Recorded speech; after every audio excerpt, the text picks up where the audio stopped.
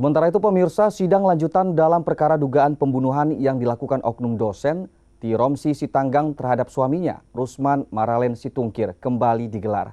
Kali ini dalam keterangan sejumlah saksi menyebut kalau sebelum kasus pembunuhan ini terjadi, terdakwa sering cekcok dengan korban. Bahkan terdakwa sering berkata kasar terhadap suaminya.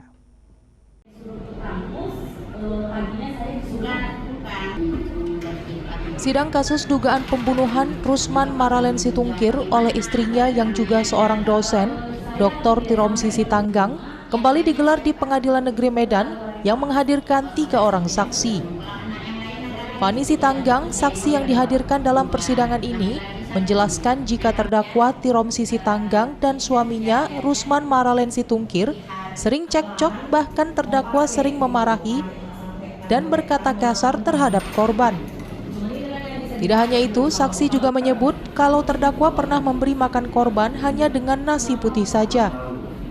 Namun pernyataan saksi Fani Sitanggang yang merupakan karyawan di kantor notaris terdakwa justru dibantah terdakwa.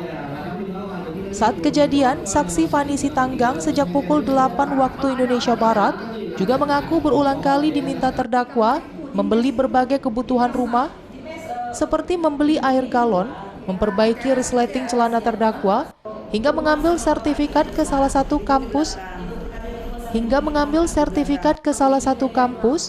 dan saksi melihat sopir terdakwa Gripa Sihotang sekitar pukul 9 pagi datang memenuhi panggilan terdakwa.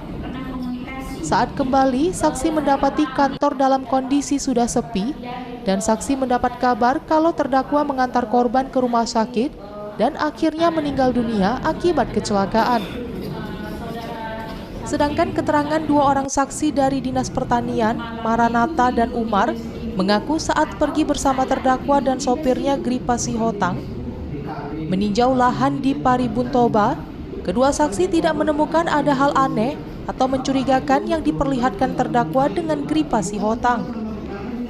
Si terdakwa ini datang lagi menyuruhnya cepat-cepat untuk ambil sertifikat tanah di kampus Sari Mutiara.